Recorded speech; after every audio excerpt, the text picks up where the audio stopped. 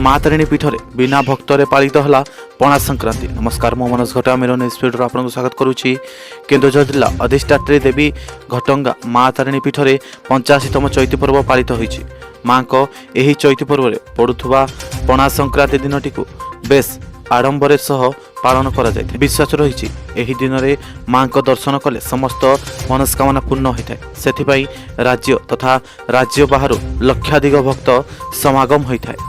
मंदिर प्रशासन पक्षर माँ पीठरे विभिन्न सांस्कृतिक कार्यक्रम आयोजन करा भक्त मानू अन्न प्रसाद नड़िया लडू और पानी आदि बंटन करा जाए। एही दिन रे लोकारण्य हेउठे माँ मंदिर, किंतु चलित वर्ष लक्षाधिक भक्तों समागम हबार संभावना थिबारु कोरोना कटकणा पाई जिला प्रशासन पक्षर आज साधारण दर्शन बंद करा जाइथिबारु माँ पीठरे पालित होउथबा पणा संक्रांति फिका पड़िथिबा देखिबाक मिलिछि। बिना भक्तरे आज माँ पीठरे नि आडंबर भावे यथारीति अनुसायी पालित होइछि पणा संक्रांति।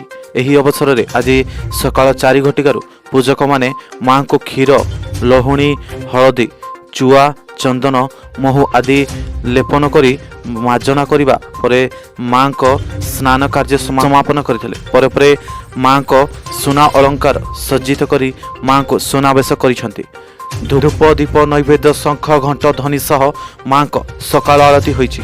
दिन 10 घटिका माँ को सुंकुड़ी भोग लगी करा जाइछि। संध्या समय रे संध्या आरती करा जिवो बोली मंदिर पूजक माने पाखरु प्रकाश पाइछि। तेबे भक्त माने माँ को दर्शन न पाई निराश होइथिबा बेले मंदिर प्रशासन पक्षरु सोशल मीडिया माध्यम रे एही महाविश्व पणा संक्रांति सीधा प्रसारण व्यवस्था करिसथि।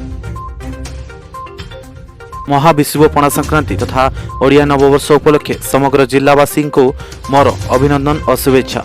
रतन कुमार पलेई, युव सभापति, विजु जनता दल, घटंगा ब्लॉक।